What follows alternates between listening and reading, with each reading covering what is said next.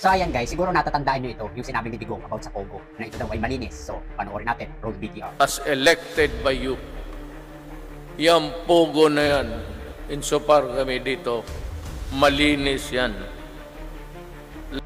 Okay. Paano naging malinis ito?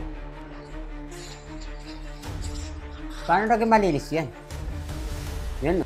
Eto pa. Paano naging malinis yan? Paano naging malinis yun?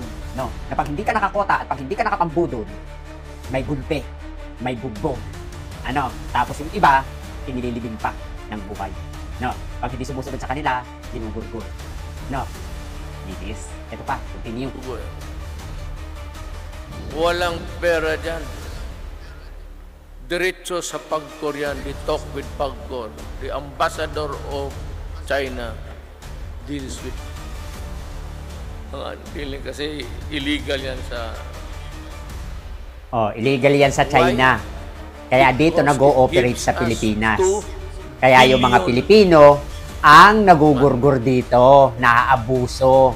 No, kasi nakadepende si Digong sa kinikita sa Pogo, pero walang pakailam si Duterte sa mga tao. 200 na Pilipino at ang karami kong kailangan. That is only the Pogo. But Pagcor is like 17 billion a year. So ayun, kaya nilegalize ni Digong ang Pogo kasi 17 billion a year. Oh, nakadepende siya sa kita. Ang tanong dito, saan napapapunta yun? Sa Pagcor. Anong ginagawa doon? Di ba nga kung natatandaan natin ay umutang ito ng 6.8 trillion. Tapos yung tax ng Pogo, saan napapapunta? Sa Pagcor. Anong ginagawa doon? Nasa na yun? Bakit bagsak ang ekonomiya ng Pilipinas?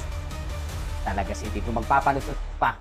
No, nakadepende sa income, sa kita, sa kikil, kumbaga, wala ka nang pakialam sa mga tao. Sa bagay, hindi na nakakapagtaka eh. Ang dami mo naman pinagurgur eh. So ayo, keep safe and God bless. Duterte pa more.